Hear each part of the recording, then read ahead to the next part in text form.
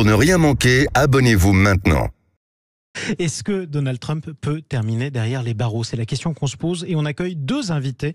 Cette fois-ci, Randy Yalos, bonsoir à vous. Bonsoir, merci pour votre invitation. Soyez le bienvenu. Merci. Soyez le bienvenu sur Sud Radio. Vous êtes président des Republicans Overseas France, pardonnez mon accent, le président des Républicains en France. Nous sommes également avec Amy Porter. Bonsoir à vous. Bonsoir. Et bienvenue également sur Sud Radio, porte-parole des démocrates en France. Débat américain, tiens, américano-américain, sur Sud Radio ce soir, mais avec nos vraies voix également. Première question d'abord, répondez-moi sincèrement, Randy Yalos. Est-ce que vous imaginez, c'est un pronostic que je vous demande, est-ce que pour vous, l'hypothèse de voir Donald Trump en prison un jour est devenue plausible aujourd'hui avec cette 4e inculpation ? Moi, honnêtement, je pense que c'est un fait lointain. Je pense que ça fait les 4e fois et je pense que ça renforce sa position vis-à-vis de l'électorat. Et on voit que tout l'établissement, que ce soit les procureurs au niveau de l'État de Géorgie, que ce soit les procureurs de New York, que ce soit les départements de justice américains ou les FBI, instrumentalisent et politisent la justice. Aujourd'hui, c'est ce que les Américains voient et ça renforce sa popularité, son soutien, parce qu'ils font plus confiance aux institutions, les Américains. Et aujourd'hui, il est en tête parmi les républicains et très très loin, il y a DeSantis et qu'aujourd'hui qui a perdu peut-être 10 points ces dernières 6 semaines. Effectivement, alors ça peut paraître paradoxal. C'est une question que je pourrais vous poser, Amy Porter. Est-ce que finalement les accusations ou les affaires profitent à Donald Trump auprès de ses propres supporters ? Je suis vraiment interloquée d'entendre Randy dire que les Américains ont perdu confiance dans les institutions. Et pourquoi ? Parce que depuis 6 ans, Donald Trump ment. Il ment à tout le monde, il ment à ses supporters, il leur dit que la justice a été politisée, ce qui est archi faux. Et la preuve, c'est que la plupart des témoins contre Trump et les co-mis en examen sont tous des républicains. Donc, on ne peut absolument pas dire que c'est les démocrates qui instrumentalisent quoi que ce soit.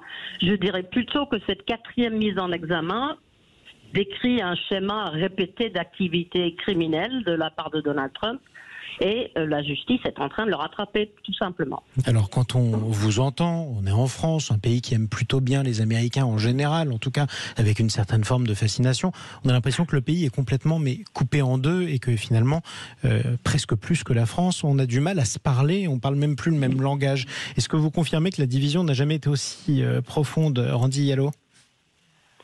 La division est aussi profonde parce que pour beaucoup de républicains, et je dirais des centristes aussi, parce qu'il y en a beaucoup de centristes qui viennent vers nous pour s'inscrire au Parti républicain ces derniers temps, c'est qu'ils estiment que ce qu'ils voient, et parlons de mensonges, le plus grand mensonge, c'est la famille Biden.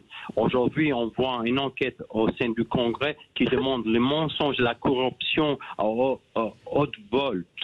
Et qu'aujourd'hui, chaque fois qu'il y a une information, M.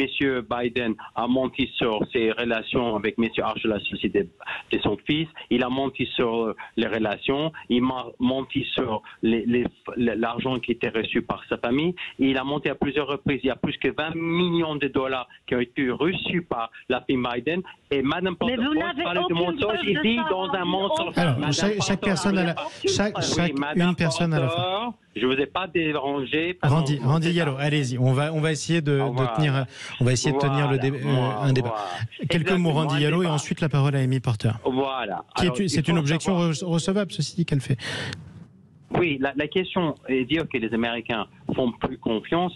C'est exactement ce qu'ils ressentent aujourd'hui. Pourquoi il y a une telle popularité pour M. Trump? Il dépasse largement M. Biden, il dépasse M. DeSantis. Il doit avoir un problème.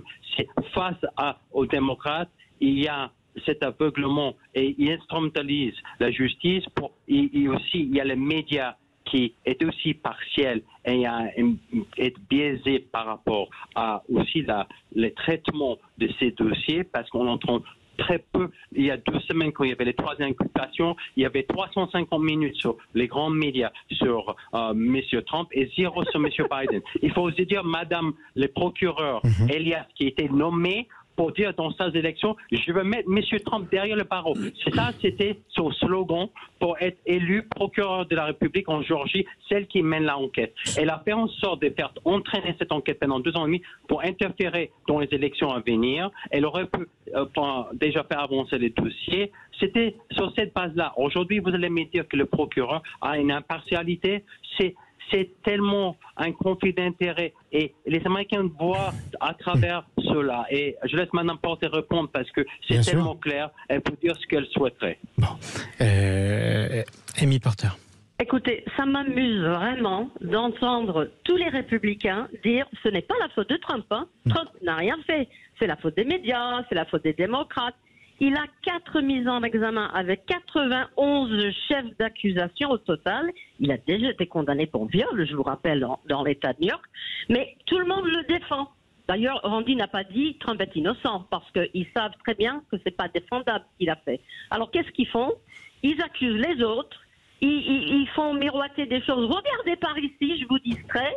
Alors, ils parlent de la famille Biden. Je vous rappelle qu'aujourd'hui, il y a 0 mise en examen de Biden, 0 chef d'accusation, aucune preuve, que du blabla de la part des républicains dans la Chambre qui n'arrêtent pas de dire, regardez par ici, il y a de la corruption. C'est faux, c'est archi faux. Ils savent qu'ils n'ont aucune preuve et ça n'ira nulle part. Donc, arrêtons les mensonges maintenant. Ça suffit, Trump en fait. C'est pas la peine que Randy vous en faites aussi. Ce que je vous propose, parce qu'évidemment on n'arrivera pas à vous mettre d'accord, et puis on n'est pas là non plus pour vous pousser, à échanger éventuellement des invectives, c'est qu'on essaie d'avancer un petit peu dans le débat. Après tout, nous, on est ici en France et on a l'habitude d'être dans un pays particulièrement divisé où on s'insulte facilement quand on parle politique, où on n'écoute pas parler. En France, j'ai dit, je parle de nous là, où on s'insulte volontiers en France quand on se parle de politique et où justement on n'écoute pas forcément son adversaire. Le pays est très tendu en France. On l'a vu dans les images. Quand on vous écoute, en tout cas, on a le sentiment que les États-Unis n'ont jamais été aussi divisés. Et ça peut nous interloquer. Est-ce que vous le comprenez quand même, Randy Gallo? Oui, je comprends la division. Mais moi, ce qui m'interpelle, je veux dire une chose qui est très intéressante, et je laisserai Mme Porter répondre à cette question. Vous savez, toutes ces inculpations de M. Trump, vous savez, ça représente plusieurs centaines d'années derrière le barreau. Vous savez, un homme comme lui, qui est fort, qui a la moitié des Américains derrière lui, vous pensez que ça renforce sa position, sa détermination? Moi, je pense que c'est plutôt le contraire ce que ça fait. Au lieu de vouloir casser un homme, c'est-à-dire il est tellement dans une situation de désespération qu'il va faire tout pour défendre son innocence.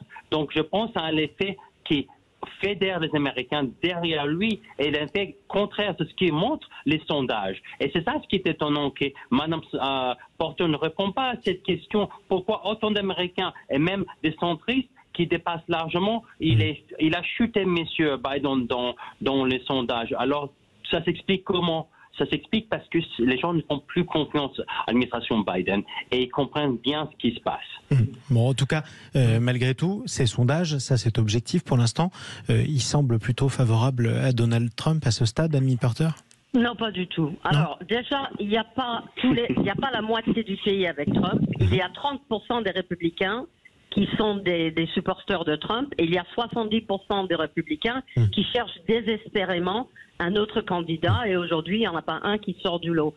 Ce qui me chagrine particulièrement, c'est que pendant des années, le Parti républicain était le parti de la loi et de l'ordre. Aujourd'hui, ils soutiennent quelqu'un qui est accusé de 91 chefs d'accusation criminels dans 4 juridictions différentes et ils n'ont rien trouvé de mieux que de dire c'est toujours notre homme. Alors, je vous rappelle que Biden a gagné en 2020 avec 7 millions de voix de plus.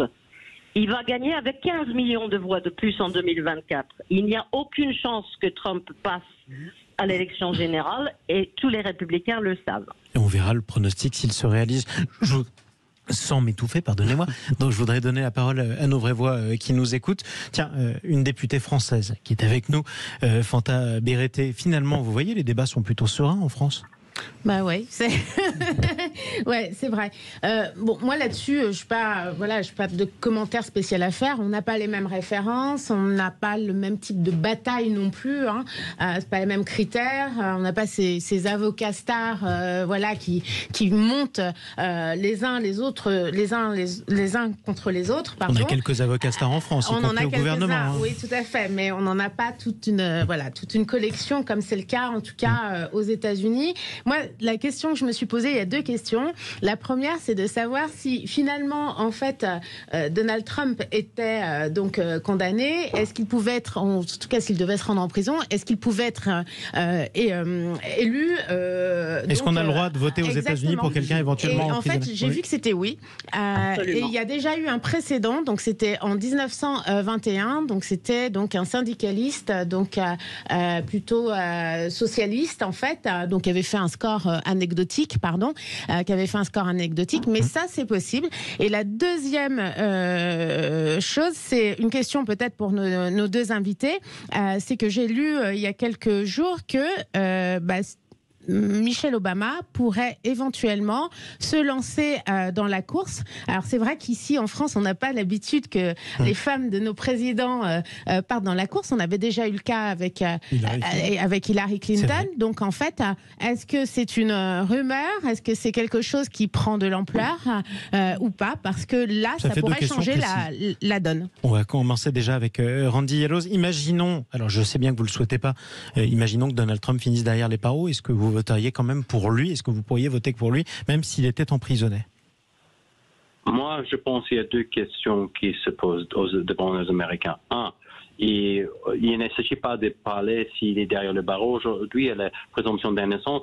Et aujourd'hui, on en parlera le moment venu. Et aujourd'hui, je n'ai rien à dire sur ces quatre affaires pour le moment. Donc, ça par rapport à ça. Clairement, il y aura les primaires au mois d'août l'année prochaine et on verra qui sera les candidats.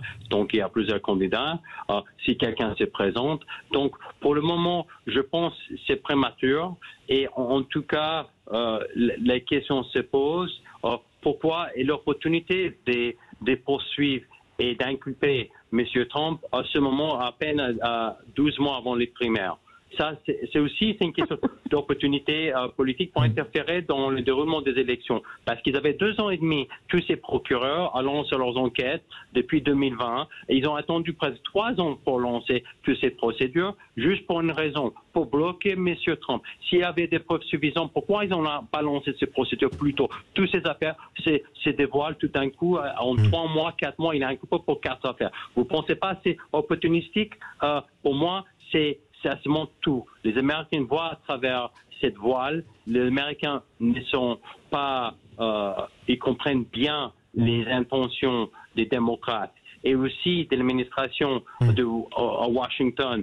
C'est ça, les bureaucrates qui sont derrière et qui, eux aussi, défendent leur position. Ah oui, parce que pourquoi le FBI, les départements de justice sont instrumentalisés contre les républicains. Ça se voit. Et ils n'ont pas poursuivi Mme Clinton et l'administration et aussi les campagnes de Mme Clinton, qui c'était les canulars de la Russe. Non, il y a les canulars russes et eux, ils ont payé un ex-membre agent du MI6 qui a monté tous les dossiers russes contre M. Trump. Et c'était reconnu de leur part. Ils ont reçu uniquement une amende. Personne n'a été mis en prison par rapport à cette violation. Et c'est eux qui ont monté tous les dossiers. Oui. Ce que je vous propose, c'est qu'on fasse aussi répondre Amy Porter, notamment sur la question que posait Fanta Berete. Oui. Alors, la candidature de Michelle Obama est un vieux fantasme républicain. Vous pouvez l'oublier. Elle ne se présentera pas. Elle a dit à multiples reprises que ça ne l'intéresse absolument pas. Donc on arrête avec ça. Alors par rapport à ce qu'a dit Randy, lui qui est avocat, il devrait le savoir, que les enquêtes, ça prend du temps.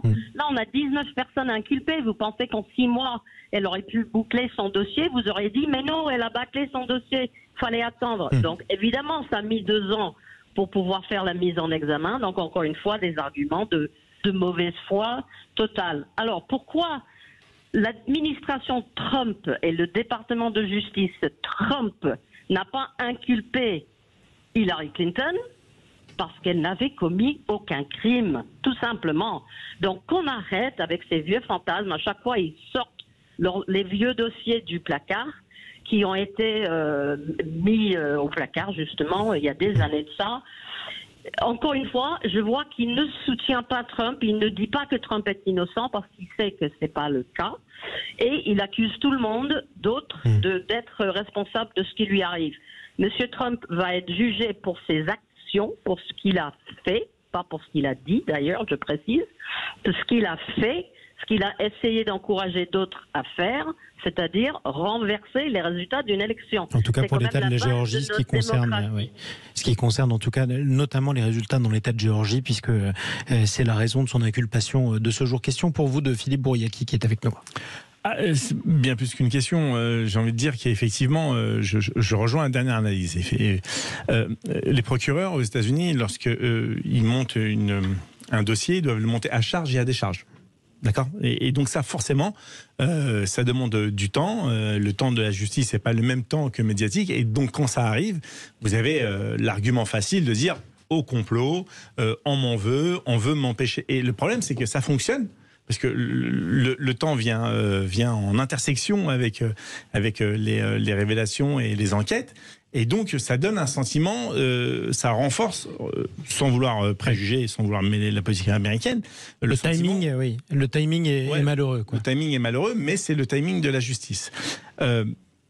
Je voudrais juste rappeler que le FBI, lorsqu'il a fait éruption au domicile du Trump, est tombé sur des dossiers classés défense qui n'auraient jamais dû sortir de la Maison-Blanche. Autre affaire, mais effectivement. Je ne sais pas ce que ça a donné, mais effectivement, ce que je peux confirmer, c'est que Trump peut se retrouver derrière les barreaux et faire campagne et même être élu. Et qu'est-ce qui se passe à ce moment-là ? Et ce serait encore une fiction assez intéressante, en tout cas à suivre. Ce que je vous propose, chers amis qui êtes avec nous d'outre-Atlantique, Amy Porter et Randy Yellow, c'est qu'on termine par une question toute bête. Elle est facile à poser, mais en même temps, elle est cruciale parce qu'on en doute quand on vous entend tous les deux.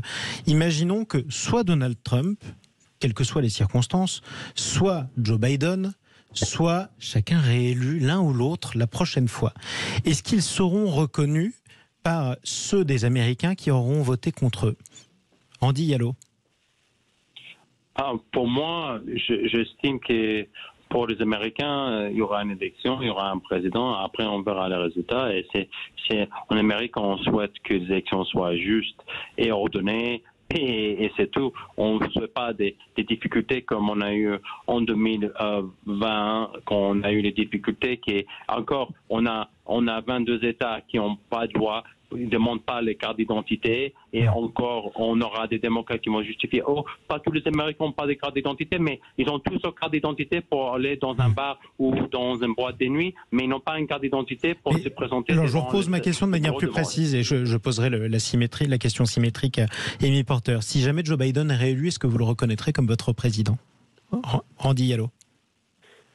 Oui, le président sera élu, on doit le reconnaître comme président. On est dans une démocratie, c'est le cas. Notre institution est faite comme ça. Et on espère qu'on n'aura pas les difficultés qu'on a eues précédemment pendant les dernières élections. Amy Porter, si jamais Donald Trump est réélu la prochaine fois, est-ce que vous le reconnaîtrez comme votre président? Évidemment, comme on l'a fait en 2016, malgré le fait qu'il a eu 3 millions de voix de moins que Hillary Clinton, mais avec le collège électoral, il avait gagné suffisamment de grands électeurs pour être élu. Oui. Dans les règles, effectivement. Est-ce que vous pensez maintenant, c'est la question que je vous pose aussi, que vos supporters ou alors que les électeurs, que les militants démocrates seront en mesure de reconnaître Donald Trump et les militants républicains de reconnaître Joe Biden? Amy Porter d'abord. Alors déjà, je voudrais réagir sur ce qu'a dit Randy. Il n'y a eu aucun problème dans les élections de 2020, à part les mensonges de Donald Trump. Donc aucune fraude détectée. L'élection le plus sûre de notre histoire. Donc qu'on arrête de dire qu'il y a eu des problèmes, il n'y en a pas eu. Donc, des problèmes manifestes, oui, puisque ça n'a pas été reconnu, mais en revanche, ce que vous dites effectivement, c'est qu'il n'y a aucune fraude qui a été démontrée. Voilà, il y a eu 62 dossiers juridiques qui ont été montés et que tout ont été balayés par la justice. Donc voilà. Donc oui, on reconnaît les élections aux États-Unis. Je pense que les démocrates sont mieux placés pour le faire. On a déjà eu en 2000 la défaite de Al Gore face quelques centaines de votes avec C'était contre George Bush. George Bush. Il a concédé. On a eu, comme je vous viens de dire, les 3 millions de voix de plus pour Hillary Clinton, qui a quand même concédé le soir même, et Donald Trump, 2 ans après, qui continue à dire qu'il a gagné et que tout a été truqué. Donc, on n'est vraiment pas égal devant ce genre de questions. Bon, chers amis américains, quoi qu'il en soit, on vous aime beaucoup, sachez-le, et on espère eh bien que ce pays restera le plus uni possible quand il le pourra. Merci à tous les deux d'être intervenus depuis très loin, d'ailleurs, sur Sud Radio ce soir. Amy Porter, qu'on entendait à l'instant, vous représentez les démocrates en France. Merci à vous également, Randy Yallo, président des Republicans Overseas France. Vous êtes bien sur Sud Radio. Les vraies voix sont jusqu'à 19h. Retour en France. Dans un instant, on va essayer de vous proposer, tiens, une petite sortie, faire la fête. Beaucoup d'endroits en France font la fête ce soir. On en parle tout de suite.